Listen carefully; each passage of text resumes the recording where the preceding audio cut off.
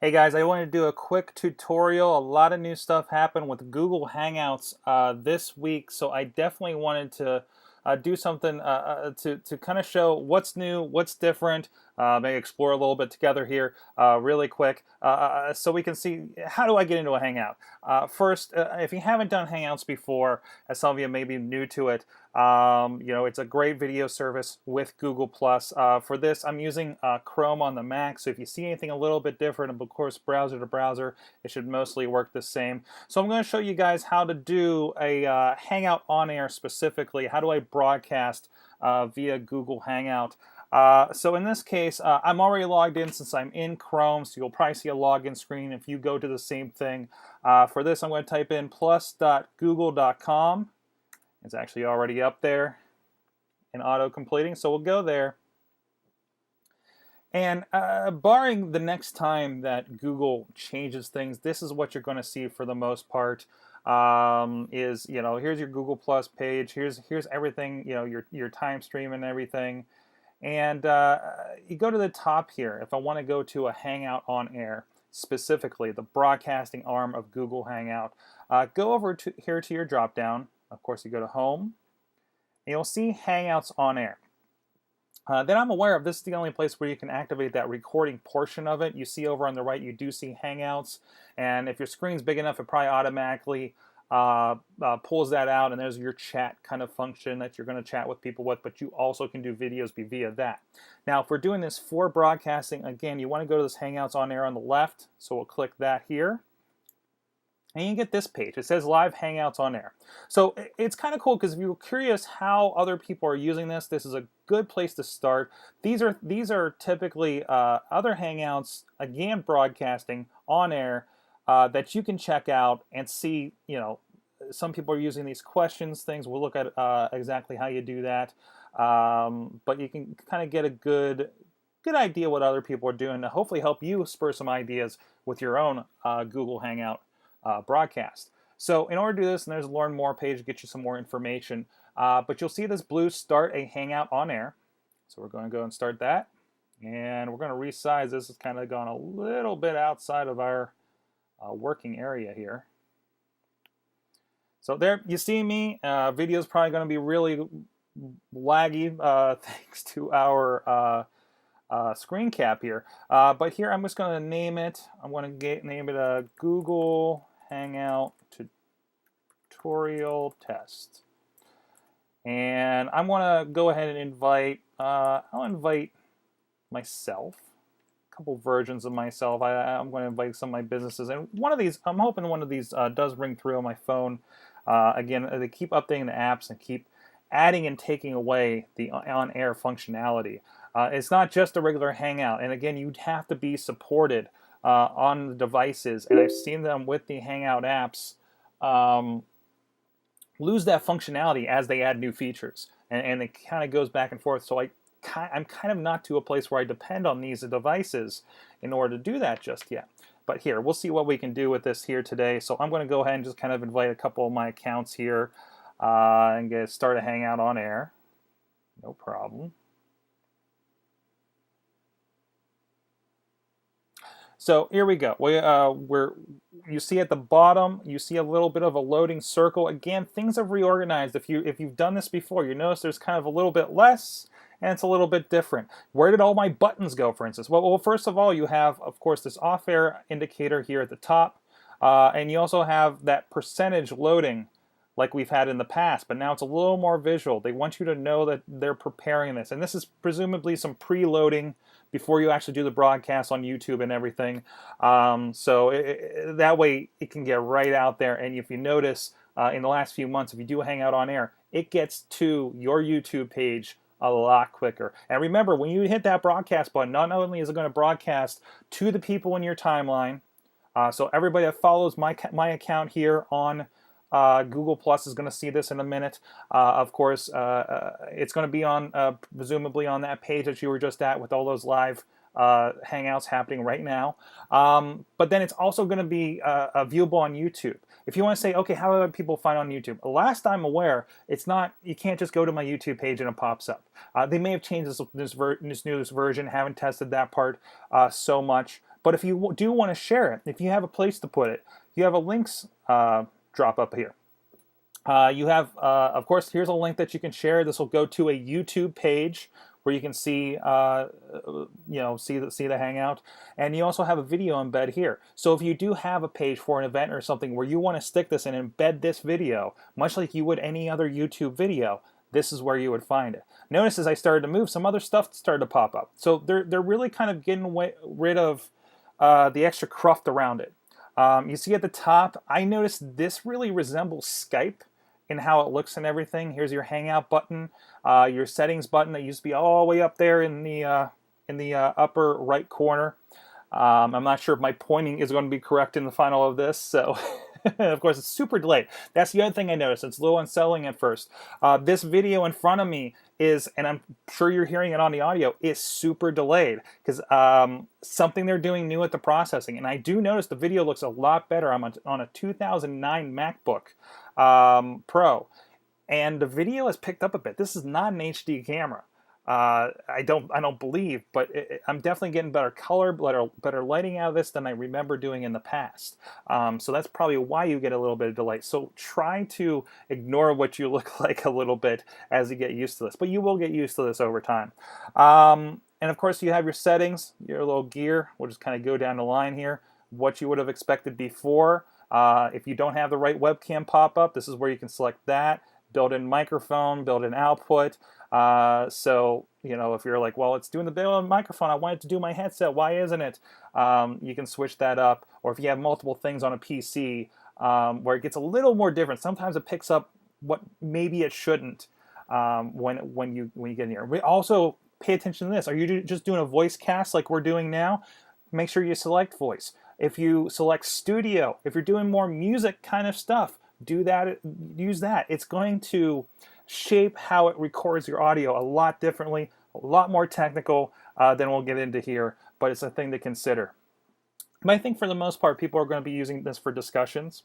And here, of course, you have your quality drop down. Now, if I had a fast computer, and I don't know if they changed this, but it used to be if you have a 4-core computer, 4 CPU computer, you have an HD option here as well. I have it on auto. I let it kind of do what it needs to do, bring the video up and down depending on my connection. I usually have a pretty good connection here at my house since I'm on a pretty good fiber optic Fios thing.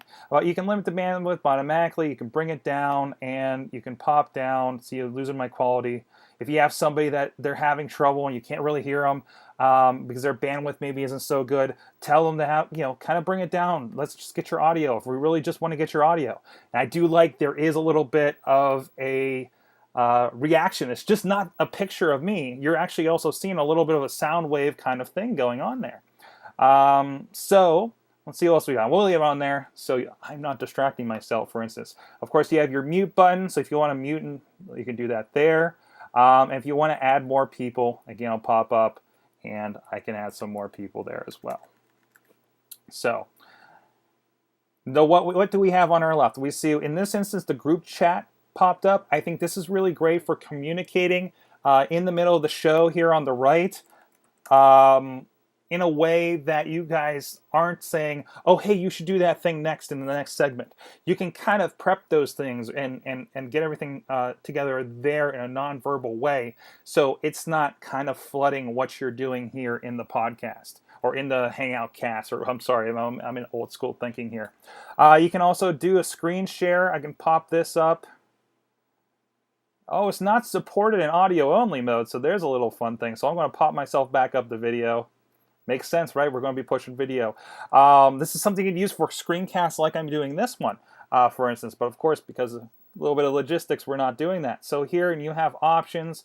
I can do the entire desktop. I can do just the Hangout window, just the Google tab, just this window over here. You can select something. So if you have something you want to show off, like, hey, go check out what's going on this web page. You can bring it up. And notice, like, this is a whole other window that I'm bringing up. That's that page that we were looking at before. Like to control computer accessibility features, and we'll work on that. Again, kind of I think the new plugin it's adding for new things. So, and for instance, well, we'll leave this on for the moment. And notice everything, a lot of times is going to be backwards, especially with your own video. That's by design, so you don't get confused by the mirroring. And we'll see titles here in a little bit. That will be backwards. Just be aware of that. It will look fine on the other side. You don't have to freak out for that. QAs, if I want to start this, download the app. This is really great if you want something that's going to be like a QA kind of podcast. And I'm looking to play with this here in the future. So this will load up on the side, and it kind of works as it could work as a little bit of an open chat, and you'll see if people ask questions, it'll pop up here. You can +1 them and everything as you go through. And notice I can only turn it on and off before the broadcast. I have not hit start broadcast on this just yet, but this is where it is. So let's leave that on for the moment. And actually, let's keep going through this. I can capture again. This is just taking a screenshot of what's going on here in the Hangout. You see a little flash, and you got a little picture down there, and that should save into your Google Plus as well. You also have a cameraman app. This is very handy. If you're, and a lot of times we do, especially on our shows, we'll kind of queue people up. And you see a few options to consider here on the right. As guests join, hide their audio and video from my broadcast. So if you want to get somebody that you're going to bring in to talk to you like in a minute, use this to make them automatically be, people aren't coming in and fussing with their microphones and everything. This should help out a lot. Broadcast large video that I see to my audience and hide the other video feeds. This is a pretty interesting one since it is changing things up a little bit. Do I want just who's talking to be what's displayed, or do I want to see? You'll see as you have more people in here, these boxes line up here in the corner, and they changed the way this happened because everything lined up below the video before. I'm not sure how much I like this so far, that everything is in front of the video. It's kind of screwed us up for some of the workflows we've been doing on the podcasting side. New guests in my room, 3+ broadcasts are muted as they join. So if you already have 3 people, it's going to automatically start muting them, when they jump in. Again, kind of keeping from people kind of bumping into your conversation that may already be happening. So let's look at the Hangout toolbox. The really, really powerful tools here. And we'll give it a second to load. Now, the biggest thing I've seen used here, of course, you got a comment tracker. So I think ideally you can pick some RSS sources or something, and you can stick them in here. I haven't played with that so much yet. Pretty cool to track kind of your broadcast and what people are saying about it. It's not letting me do the smiley faces in this one. I wonder why. But you can go into audio, and this is handy. When you have multiple people, it will show each person. If somebody for some reason is too loud and blowing it out and blowing out everybody's ears, and you're seeing on the meter that they're too loud, you'll be able to pull them individually down. So now there's a soundboard. One of my big problems with Hangout is I could never individually work with anybody else's audio. Now you can do it here, especially in this Hangout Onair. And of course, the first one, the lower thirds, really handy. So if I pull that up and I have my name, my tagline, you can add a custom logo so you can brand it with your show. Or if you're representing something, you guys think if you have a football podcast and you're like, well, there's the Steelers fan, there's the Browns fan, you can put their little helmets in the corner or something like that. Change the color, go and save it, and we'll actually bring it back. Please enter a preset title. What are we doing? Oh. Save it there. And we actually do have it on. I just need to turn screen share off. And they look really nice, really professional when you play with them. I do know notice a little bit of pixelation around my picture, and this is just pulling this from Google Plus, whatever your profile picture is, and of course I can change that to something else. But again, this toolbox is really important, I think, for making more professional looking things on Google Hangout. If you get used to them, it's the first step to making really cool broadcasts. Google Effects, if you've been on Google Hangouts for a while, and we'll see if they've updated this any as we go here. It's downloading first time on this computer with it, so it's downloading everything fresh. But typically, headwear and stuff, you pop it on, it's going to motion track your head. There it is. I got a hat. Kind of a goofy thing, I know, and there's some other like face wear and everything like that. Try not to overuse it every once in a while, but but it's definitely going to wear off a little bit as you do casts for other people. And I didn't turn that off. That's amazing. You notice how much space you got here too. And everything just kind of creeps in from the side. And of course, we have other options. You can bring in Google Documents. You can bring in your YouTubes like you're used to before. They actually have a quick link to the lower thirds, it looks like, and of course, this little Scoot and Doodle, which may be something I just installed. And I'm not sure because this actual lower thirds one is kind of popping up itself. So we'll see what that's about, anyways. And again, if you want to broadcast, here I'll turn off my capture, and we see we're back to our start broadcast. So you just hit that button. We'll give you a little notice about that, hey, this is going to be broadcast live. People are going to see. I hope you have pants on. So we're going to hit OK, and there we are with my hat and my title. My hat that's sort of tracking in the background. And before, that's another big update too.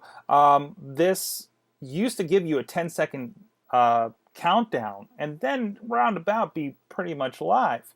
Now it's you kick that button and you're on. It's thrown us off in some of the podcasts. I'm sorry, in some of the hangouts that we've done in the last couple of days. We weren't ready for it, you know, and we're like, oh, hey, we're on. Hey, oh no. So you're going to see a lot of that from the people that have been doing this for a bit and from stuff that they see this week. So I'm live. People are able to see me now. Presumably, actually, if you go to, we'll kind of pop over. And what does that look like for other people? We'll refresh our page and see if we're actually popping up. And there you go. There's a Google Hangout. People can click on that and view me right now. Actually, it looks like our screenshot even popped up over here. I didn't know that was part of the feature. It's still loading a little bit. You see people can ask me questions. I'm answering. I love the hat. It's apparently still on. And now people can add comments to it. This posts in your stream. And then afterwards, you have a YouTube video. So there you go. It's a nice, easy way. Oh, and if we're done, we'll go ahead and pop over again. And if you're done, you just hit stop broadcast. And there you go. Your video is complete. It should be up on YouTube in a matter of seconds, minutes, maybe. It's definitely been quicker. So, and in that time, so you're done. Make sure you hit that Hangout button because sometimes I think the Hangouts kind of stay live in a weird way. So just to be safe, just hit that Hangout button. You'll hang up. It'll close the window. Give you a little notice. It lets you know where that's going to go in YouTube. So there you go. Just a quick kind of updatey kind of thing for Google Hangouts to see what's new about them, what they look like, so you guys aren't surprised so much when you hop in there. Thanks.